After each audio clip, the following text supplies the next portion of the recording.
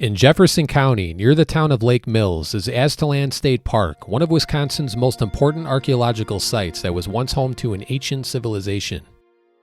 From 1100 AD to 1200 AD, Aztalan was a thriving community occupied by roughly 500 Mississippians who built large earthen mounds and a stockade around their village. The people of Aztalan lived in small pole and bark structures covered with layers of clay for insulation during the winter. For food, they grew crops, hunted deer, and caught fish and turtles from the Crawfish River that flows along the east side of the former village. Artifacts collected at the site suggest that the people who lived here migrated up the Mississippi River from Cahokia, an ancient Native American site in Illinois with massive burial mounds that still exist today. Aztalan was mysteriously abandoned sometime around 1200 AD, but many people believe the spirits of the indigenous people who lived here are still seen and heard throughout the park. One of the most persistent legends associated with Aztalan is the eerie sightings of ghostly figures standing on or near the man-made mounds in the park. Visitors have reported seeing shadowy silhouettes standing on top of the mounds at night, and these figures seem to appear out of nowhere, only to disappear just as quickly. In one story, a local resident recalls a creepy experience while visiting the park at sunset. The following is their encounter. "I was visiting Aztalan at dusk one evening, just walking around the park. I looked up at one of the larger mounds and I swear I saw something standing there. At first I thought it was another visitor, but as I got closer, they just vanished. It wasn't like they walked away or anything, they were just gone. And I've never been able to explain it, but it sent chills down my spine." The mounds are the most fascinating and impressive features of Aztalan State Park, and there are 4 of them within the confines of where this ancient city once stood. 3 of the 4 mounds within the village are man-made, and one on the southeast end of the park is a natural knoll made of gravel that was used for burial purposes. The large platform mound in the northwest section, nicknamed the Mortuary Mound, was once the site of a charnel house where the corpses of the dead were prepared for burial. According to the Milwaukee Public Museum's website, the remains of 11 individuals were found side by side on a mat that covered the floor of the charnel house. It's unknown if the 10-foot mound contains additional human remains, since only a small portion of it was excavated.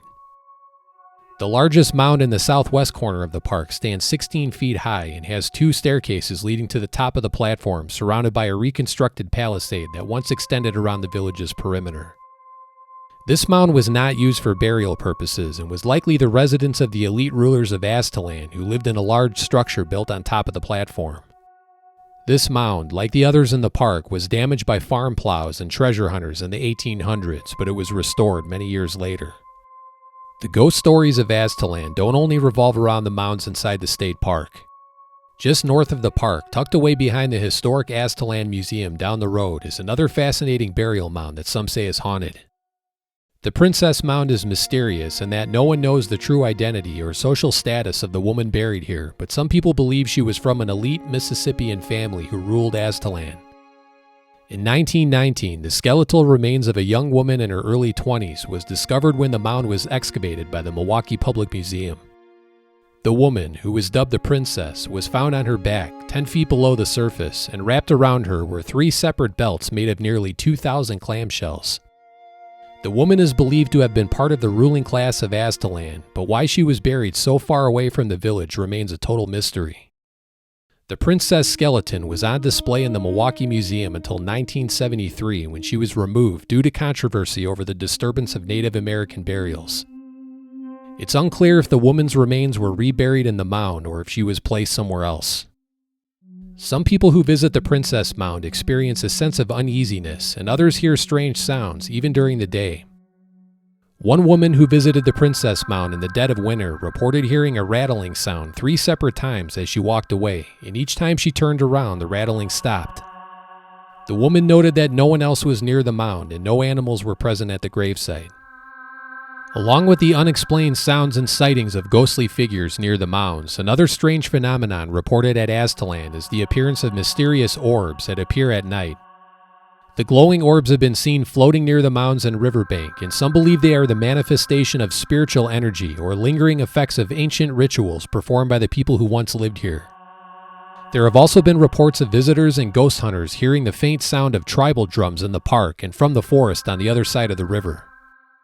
The Crawfish River, which runs alongside Aztalan, is also the source of many ghostly tales.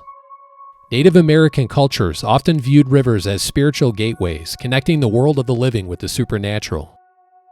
Some believe the river holds special significance for the spirits of Aztalan, serving as a pathway between the realms. Paranormal investigators have recorded strange electromagnetic readings near the riverbank and even captured what they believe to be voices on their equipment. Some believe Aztalan is inhabited by malevolent spirits that mean harm to the living, and there are stories of visitors feeling ill after entering the park. In the book Weird Wisconsin, a group went to the park one summer afternoon, and within the hour, everyone in the group started feeling sick, and some even developed a ringing in the ears that didn't go away until they left the park. It's worth mentioning, too, that a scientific excavation of Aztalan in 1919 revealed evidence of possible cannibalism. The excavation uncovered butchered and burned human bones and skulls in refuse piles and fire pits. Some historians doubt the cannibalism theory, while others believe it was a major part of the Mississippian diet. No one knows if the people of Aztalan really engaged in cannibalism, but it is possible since many prehistoric Indian tribes consumed their enemies in times of war and famine.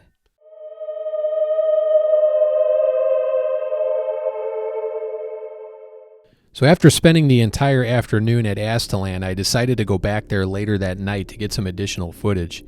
And I gotta tell you, this place is really creepy after dark. It's pitch black. I was alone. I was the only person in the whole park. I had the whole place to myself. And it's open till 11, so I figured why not wander around with my camera and see if I can capture anything unusual on film. And that's what I did. And I actually filmed two different things that may or may not be paranormal. One of them is a strange sound that I'm not sure if there could be a logical explanation for it. I'll let you be the judge of that. But I walked through this fence here towards the mortuary mound. That's where the human remains were discovered. And as I'm walking closer to the mound, in the distance, you'll hear a booming sound.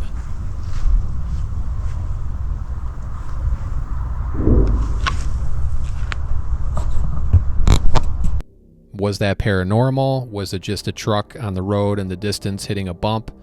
I don't know. Maybe like a dump truck or something. I mean, it's possible, but from what I remember when I heard it, it frightened me because it was close. It sounded like it was coming from behind the mound, like close. It didn't sound like it was far off in the distance. And to be honest, it startled me enough to make me almost want to leave. I almost actually turned around and went back to my car because I wasn't that far away from the parking lot at this point. So I don't know. I'd love to hear your thoughts, though. What do you think? Was it just a truck in the distance or was it paranormal? And then in this shot here, I'm filming along a fence line off the trail, and I walk towards a historical marker, like a plaque. And then if you look above it in the sky a little, you're going to see a flickering white light. Is it an orb or is it just an airplane? There wasn't a light from a house in the distance because I reviewed other clips of the same shot and the light does not appear. You're going to see it right there. It flickers a little. And then when I pan that way, you'll see it right there up in the corner, in the left corner. So people see orbs allegedly in this park. Was that a floating orb? I don't know. Let me know your thoughts. And then in this scene, it's not paranormal. It's me panning the camera over, and then you're going to see eyeballs behind the fence right there. You can see it looks like maybe something glowing from behind the fence for like a split second. It was probably just a wild animal, maybe a possum or a raccoon or something. I don't know, but I thought it was kind of creepy. And then in this scene, you can see there's eyes again up ahead on the trail. Something is walking down the trail towards me, it looked like. And it freaked me out because I didn't know what it was. It was an animal going to attack me or what kind of an animal it was. You can clearly see there's something there. And then as I walked closer, it ran off into the woods.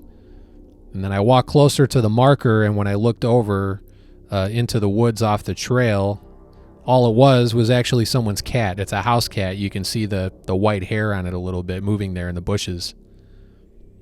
And then again, walking through this field near one of the mounds, I found my flashlight lit up more eyeballs from a larger animal, so I didn't know what it was. I'm in southern Wisconsin, so I thought, is it the Beast of Bray Road? Is it Dog Man? I moved a little bit closer, and then the closer I got, it jumped up, and then I realized that it was actually just a deer. It ran away. And I wandered a little further. I went to all of the mounds. This is this is where the ruler of Aztalan is believed to have lived, in a structure on top of this double platform mound. There are no humans buried in this mound, is to my understanding, but this place is really eerie at night. It definitely makes you feel like the feeling I had the entire time I was there, even during the day, is like I was being watched. I found it to be a very peaceful place, but it's eerie. It's definitely eerie. And then I think too, because you're thinking about all of the stories and legends of people seeing ghosts standing on top of the mounds, and orbs, floating orbs in the park, and people hear tribal drums, and you're knowing all of the intense history that surrounds this place kind of gets your imagination going. And I didn't see any shadow figures. I really was trying to be in tune with everything around me and looking carefully. I reviewed all of my footage a couple different times, and didn't see any apparitions or anything. If you guys see anything in any of the clips I've showed in this video, let me know in the comments. Maybe there's something that I missed, but it's a really interesting place to go to, but I'd love to hear your thoughts. Like, if you've ever been here, have you ever experienced anything paranormal at Aztalan State Park? Let me know. Have you heard the tribal drums? Have you seen a ghost? Have you ever had anything strange happen at this location? Let me know. I'd love to hear it.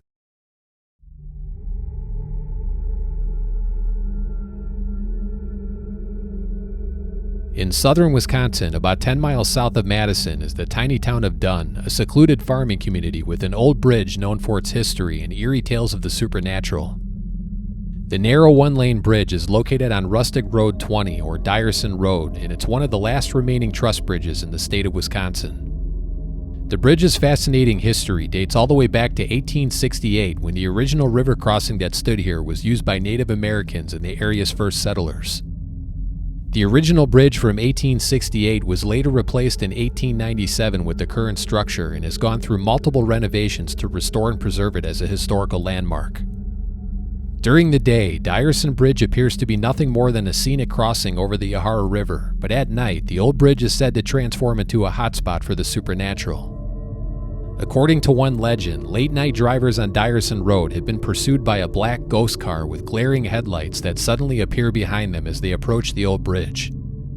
The mysterious vehicle is known to chase drivers across the bridge at a close distance until the headlights vanish and the car is nowhere to be seen after crossing the river.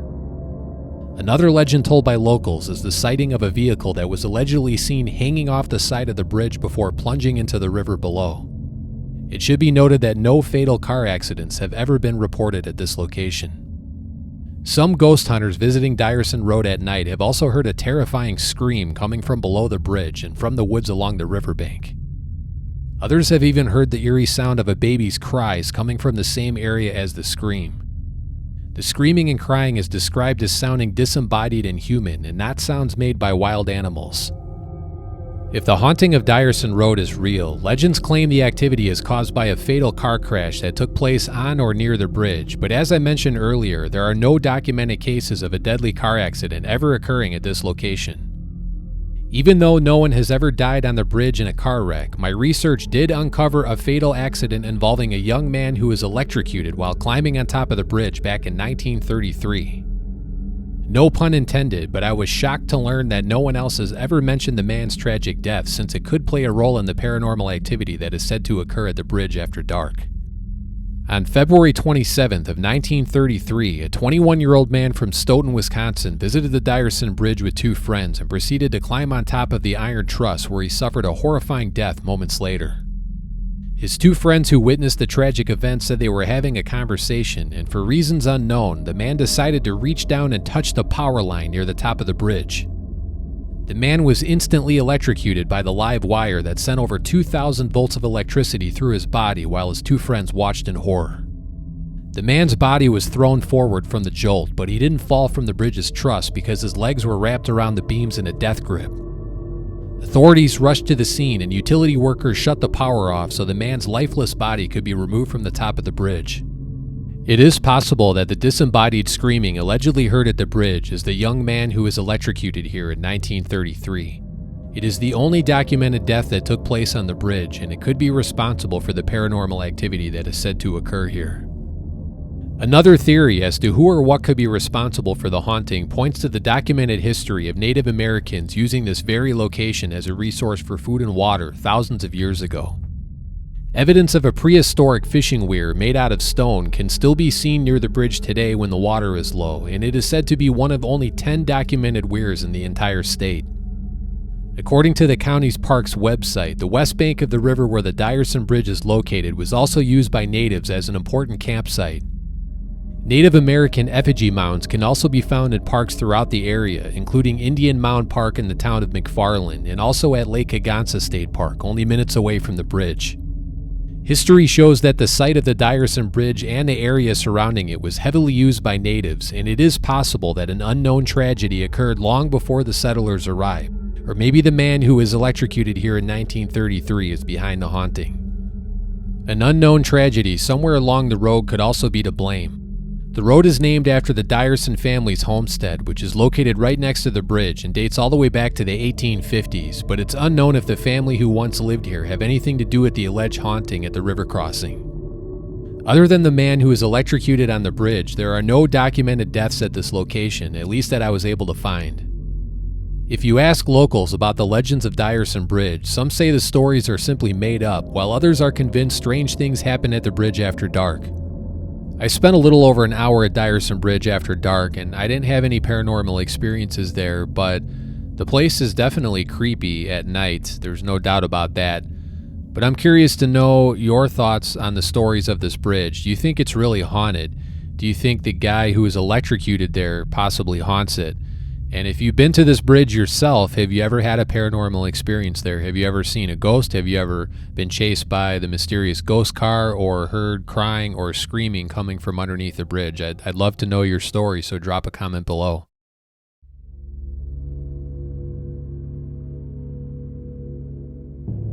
Wisconsin's Paradise Road may sound like a peaceful getaway, but this quiet 3-mile stretch is known for something far more unsettling. Over the years, it has gained a reputation as one of the state's most haunted roads, with tales of witches, strange sounds, and shadow figures that follow those who walk along the wooded road at night. Located in the small town of Jefferson, Paradise Road is a place that feels lost in time. The road cuts through southern Wisconsin's countryside, lined with miles of open fields, patches of dense trees, and old crumbling barns and farmhouses. The haunted legends of Paradise Road vary, but some say it's cursed, while others believe it's a place where the barrier between the living and the dead is especially thin. Whatever the reason, one thing is for certain: those who experience strange occurrences on the secluded road at night swear they're not alone. One of my viewers shared a creepy experience during a late-night visit to Paradise Road, and the following is his story.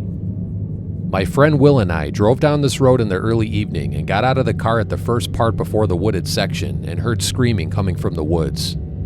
We quickly got back in the car and continued driving down the rest of the road to the edge of the tree line, where we heard what sounded like fingernails tapping on the roof of my car. We pulled the car over once we got into the wooded area, and we both got out to check the roof of the vehicle, but nothing was there. The tapping continued on the roof of the car for another 15 seconds, and then it just stopped. Another common occurrence that has been reported by drivers and people who are brave enough to enter the wooded area along the road are the phantom headlights that appear and then vanish. In one account, reported by a local resident, bright headlights appeared in the rearview mirror as if a vehicle was following closely from behind, but when the driver looked away and then back in the mirror again, the lights were gone. Some say the lights vanished without a trace, while others say the mysterious car seems to speed up before disappearing completely, leaving the driver feeling frightened and in a state of panic. Paradise Road has long been associated with eerie tales of witches and robed figures who, according to legend, once performed dark rituals in the surrounding woods. One story claims 3 witches lived in an old house in the forest along the road and were executed by hanging in the 1800s, leaving behind a supernatural presence that lingers in the trees. Another scary ghost story says that the 3 witches have appeared in the wooded section of the road, and another story says that after you drive over the 3rd speed bump, you can see the witches hanging from the trees. Although stories about a coven of witches roaming the woods and performing rituals is scary, there is no historical evidence of witches living on Paradise Road or that an execution ever took place here. What is scary, though, is the evidence of satanic rituals found along the road, including decapitated animals and sightings of robed figures roaming the forest. The scary stories of witches and robed figures performing rituals here have been told for many years and may have even influenced the 1997 movie Coven, filmed by Milwaukee native Mark Borchardt. In the black and white film, an alcoholic artist, played by Borchardt, is terrorized by several hooded figures in robes who drag him through the mud and destroy his car in another scene later in the movie. Even though the movie was filmed in Milwaukee and not on Paradise Road, the robed figures in the woods, along with Mark Borchardt being a resident of southern Wisconsin, has left many wondering if the road's dark legends inspired the film. While the sinister reputation of Paradise Road mostly revolves around its scary ghost stories and unexplained phenomena, the road is also known for an infamous murder-for-hire scheme that was depicted in the 1996 movie Seduced by Madness. The brutal crime actually took place on Bear Hole Road, a dead-end street right off of Paradise Road, but its close proximity to the crime scene adds a chilling new layer to the road's haunted history. It was here that Diane Borchardt, a teacher's aide, hired 2 students to take out her husband Ruben in return for 2 cars, $20,000 in cash, and her own wedding ring. On April 3rd of 1994, at 3:30 in the morning, Ruben Borchardt was shot to death in the basement of the family's home after 2 intruders entered the residence armed with a .410 shotgun. Ruben was later found clinging to life in the basement by his son Charles, but before losing consciousness and passing away, Ruben told his son that 2 men had shot him. Early on in the investigation, police didn't have any evidence linking Diane Borchardt to the murder of her husband, but 5 months later, police received a tip that led them to 4 students involved in the scheme. The shooter, Mike Maldonado, who was 15 years old at the time, was sentenced to life in prison, and Diane Borchardt was also given a life sentence after she was found guilty of conspiracy to commit first-degree intentional homicide. Paradise Road's legends of restless spirits seem to echo the true horror that unfolded on Bear Hole Road nearby, and knowing that the 2 killers traveled down the secluded stretch in the middle of the night is quite chilling. It makes you wonder if some of the strange things that are said to occur here are connected with the terrible crime scene only minutes away. Whether it's supernatural or just dark energies left behind by human actions, there's something about this road that stirs the imagination. Some locals are annoyed by the scary legends and don't believe them at all, but others who have experienced strange things there at night are convinced that the secluded road is haunted by a mysterious force.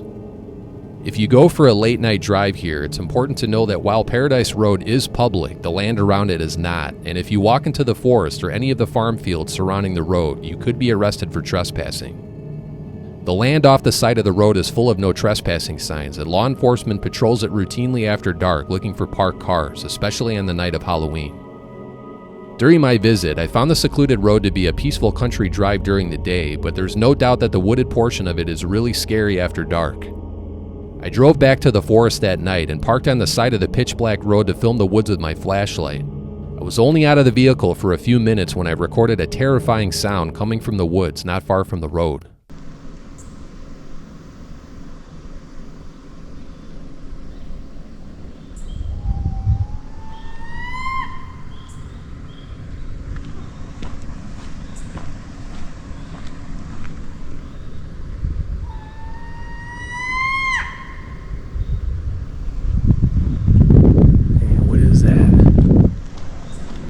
So obviously that was a wild animal, but I'm really not sure what kind of an animal it was. If you know, leave a comment. I'm thinking it was probably a coyote or an owl, maybe a fox, but I'm really not sure. But whatever it was, it scared me because it was fairly quiet other than the sound of my car running. And then I heard this loud scream out of nowhere, and it was a lot louder the second time. It sounded like whatever it was getting closer to the road. And so that might explain the stories of people hearing screaming in these woods. Maybe it's just a wild animal making that sound, who knows. But at that point, I thought it was probably best that I get back to my vehicle. I already had bad vibes even before I heard that sound, and I didn't want to hang around there too much longer. So I hopped back in my car, and then I drove past the area nice and slow where I heard that sound, because I wanted to see if maybe the flashlight would pick up some glowing eyes or something else, maybe some robed figures or an apparition, something out of the ordinary, but I didn't see anything, no glowing eyes, nothing, but you can see how dark and scary these woods are at night. It's a very secluded area, and I could see why people are drawn to it if you're into the paranormal, and it is a very It's a very dark and eerie place to go at night, no doubt. But if you've ever been to Paradise Road or any of the locations I covered in this video, and you have a story to share, leave a comment below. I'd love to hear it. And let me know your thoughts. If you enjoyed this video, drop me a like. It took me a lot of time to put this video together. It was a lot of fun. And if you like this kind of content, subscribe to my channel. I'll be putting up more videos like this one. There's a video up on the screen. Click on that if you want to watch more of my videos now. And thanks again for watching, and I'll see you guys on the next one.